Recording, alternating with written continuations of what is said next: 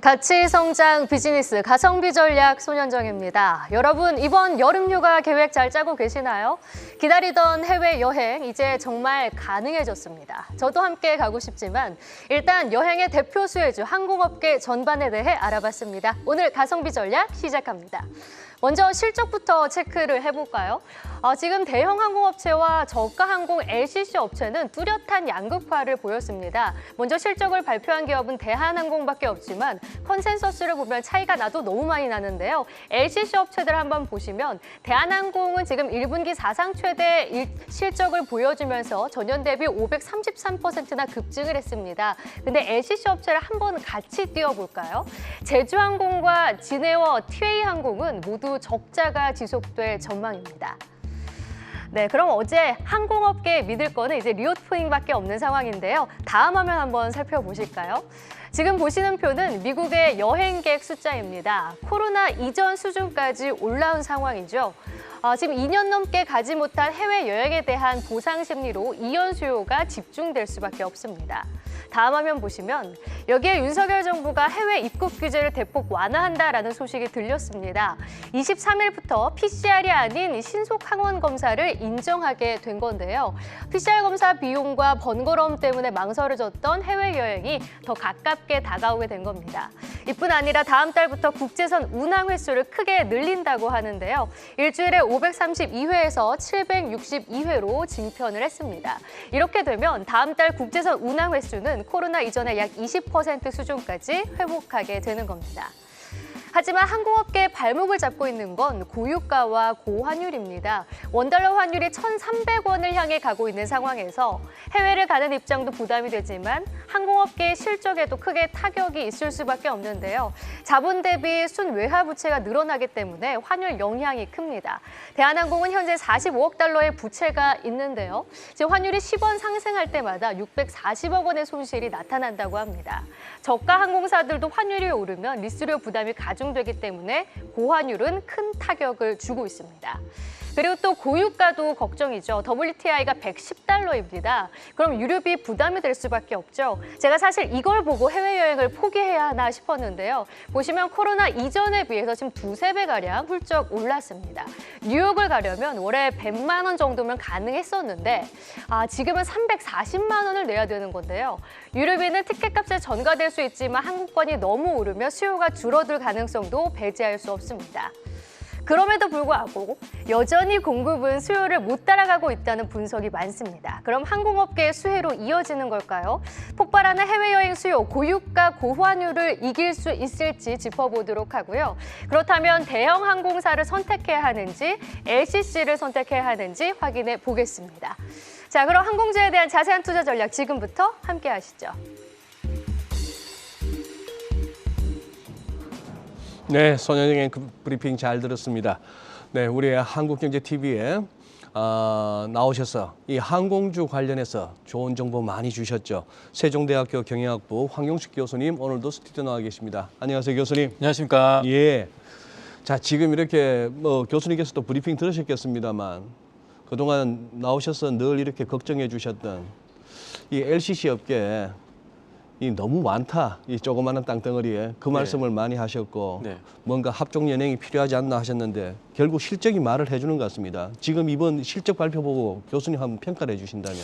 그러니까요. 이제 그 양극화가 이제 더 심해진 거죠. 그래서 그렇죠. 이전 코로나 이전에는 그래도 어느 정도 이 정도의 어떤 갭이 생기지는 않았습니다. 그러나 이제 대형 항공사와 LCC가 코로나 그 2년을 같은 상황에서 저는 이제 전공이 전략입니다. 그래서 어떤 여러 가지 외부 외생 변수라든지 또 내생 변수라든지 이런 것들에 대한 관심이 많은데 그 전략 분야에서 이런 얘기가 있어요. 얼마나 외생 변수가 기업의 실적에 영향을 미칠 수 있는가.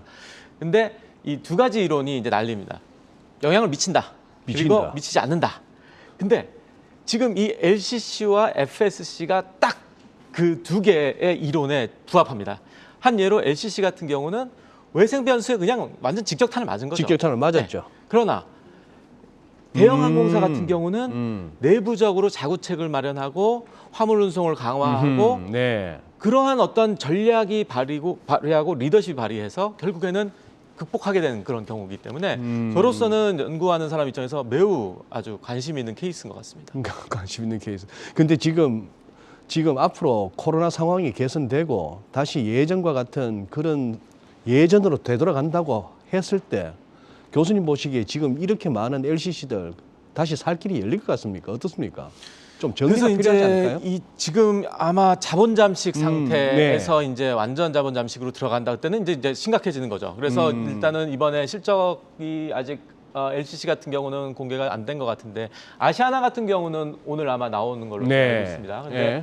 일단은 LCC의 이런 추세가 매출로 뭔가 이것을 불씨를 좀 되살릴 수 있다면은 그나마 다행인데 지금 아까 우리 앵커님께서도 설명을 하셨지만은 지금 외국에 비해서 2019년 대비 국제선의 노선이 이제 회복되는 것이 더딘 편입니다. 네.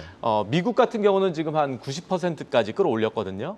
유럽도 그렇고요. 근데 아직도 우리나라는 이제 10%대에서 머무르고 있습니다. 네. 그것이 이제 국토부가 단계적으로 점진적으로 노선을 확장해 나가겠다 하는데 일단은 여러 가지 좀 변수들이 있죠. 이제 이 외국 입국객들이 이제 결국 여러 가지 그 절차, PCR 검사라든지 또 그러한 우선 증명서 같은 것들을 많이 요구를 하다 보니까 지금은 이제 아마 3종까지 이 요구를 합니다. 그래서 출국 전에 하나 하고 그다음에 도착해서 그다음에 또 일주일 있다가 또 내는데 이걸 이제 2개 정도로 예. 완화한다고 합니다. 그래서 이제 항공업계에서 계속 목소리를 내고 있어요. 이 노선이 많아져야지 또 매출이 일어나고 그것이 또 실적으로 이어지기 때문에 특히 이제 LCC 같은 경우에는 국제선 노선 비중이 많기 때문에 국제선 노선 확충이 지금 시급할 것 같습니다.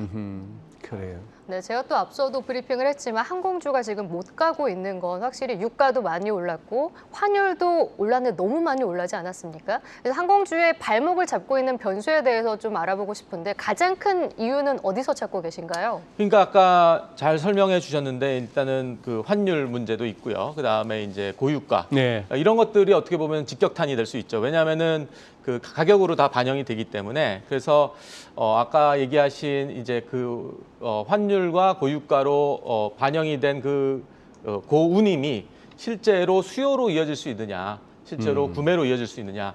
저는 약간 좀 생각이 좀 다른 게 물론 뭐 진짜 그 아까 비교한 그 차트가 있었습니다. 그 최종 그 티켓 프라이스가 근데 너무나도 그동안 억눌렸던 어떤 그 갈증, 해외여행에 대한 갈증과 그것 때문에 일단 나가보자라는 그런 주의가 있기 때문에 그것이 실제로 어떤 수요가 위축되는 것에 반영될 일단은 지금 공급이 네. 수요를 못 따라가고 있어요. 그렇기 네, 때문에 예. 결국에는 그러한 것이 어떤 소비자들에게 뭐 가격 탄력성 문제라든지 그걸로 작용이 되진 않을 것 같고 다만 이제 아까 얘기하신 이제 그 부채 대한항공이 갖고 있는 어떤 부채가 실제로 상환돼야 되는 것이 이제 고환율이 됐을 때 이제 그런 것이 문제가 되고 네. 그다음에 리스 운용을 기반으로 한 LCC 같은 경우 이제 외환으로 많이 지급해야 되는 부분이 많기 때문에 그것이 결국 또 아까 말한 LCC의 재무 실적 악화로 연결될 수 있다고 생각을 합니다. 예.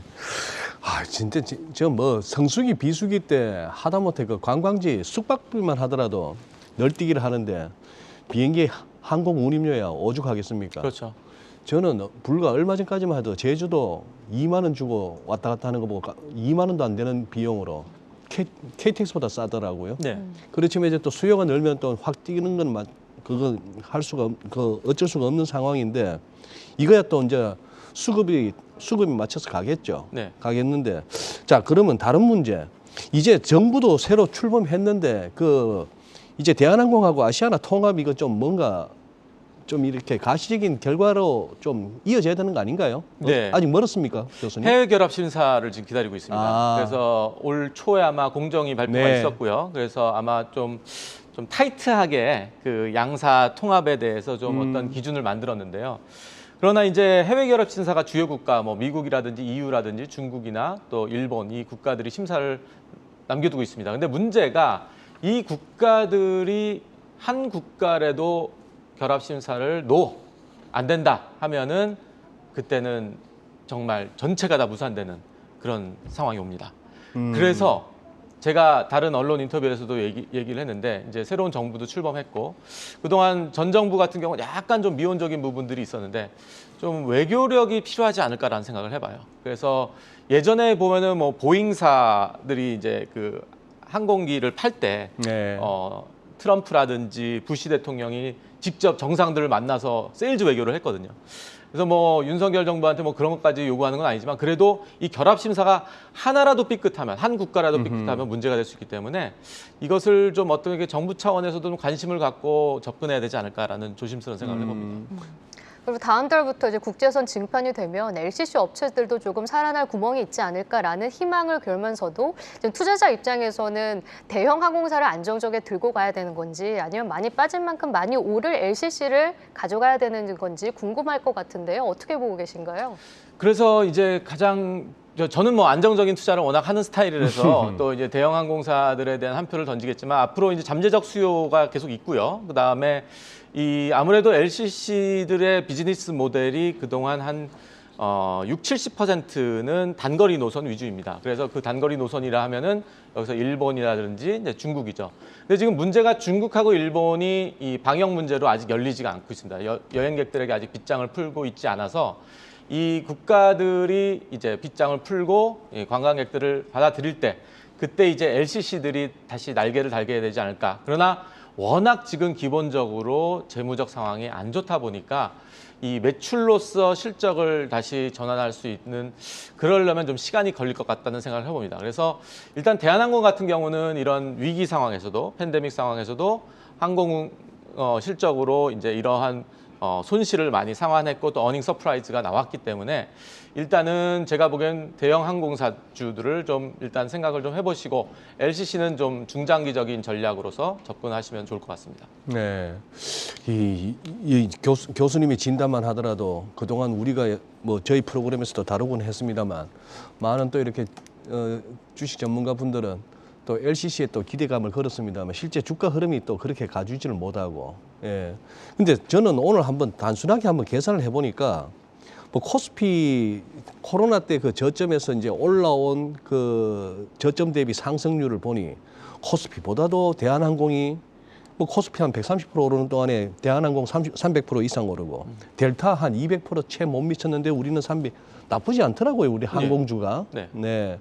그러면 교수님 뭐 다양한 업종이 있습니다만 이렇게 지금 업계 현황을 보시거나 또 팬데믹이 또 엔데믹으로 갈란지 또 재차 또 다른 팬데믹이 올란지 여러 가지 썰들이 있습니다만 교수님 보시기에 우리 투자자분들에게 조언을 주신다면은 그 많은 업종 중에 이 항공주 포트폴리오에 좀 담아두는 건 나쁘지 않다고 보시는지? 네, 저는 그렇게 생각합니다. 항공주는 아무래도 이제 우리가 뭐 인류가 망하기 전까지는 네. 계속 우리 기본적인 여행이라든지 또 상용 수요라는 게 있죠.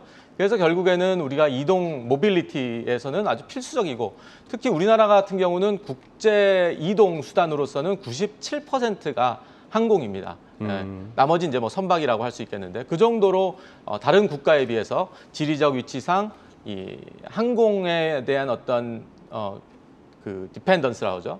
어떤 의지하는 것이 크기 때문에 그만큼 항공주들에 대해서는 이제 계속 뭐 어떤 포트폴리오 상으로 보유하고 있어도 문제는 없는데 이제 선별적이하다고 생각합니다. 왜냐하면은 지금 뭐 9개 이제 앞으로 11개의 이제 어떤 항공사들이 춘추 전국 시대가 또 다시 재편될 것입니다. 이거는 이제 코로나 이전에도 조금 제가 우려가 돼서 제가 이제 연구를 통해서 많이 좀 지적을 해왔던 부분이고 어떤 이 업계 안에 재편이 있을 것이다라는 얘기를 했는데 지금 보시면은 이제 뭐 워낙 다 잘 아시겠지만은 많아요. 너무 많아도 너무 많습니다. LCC들이. 그래서 이 안에서 어떤 재편이 있기 때문에 투자하실 때도 그런 것들도 한번 좀 유의하셔야 될 것 같다는 생각을 해봅니다. 알겠습니다. 예, 교수님, 예, 뭐 좀 더 여쭙고 싶은 것도 있습니다만 오늘은 시간 관계상 여기서 마무리하고 또 이렇게 항공주 또 이슈가 될 때 교수님 또 모시겠습니다. 네, 감사합니다. 감사합니다.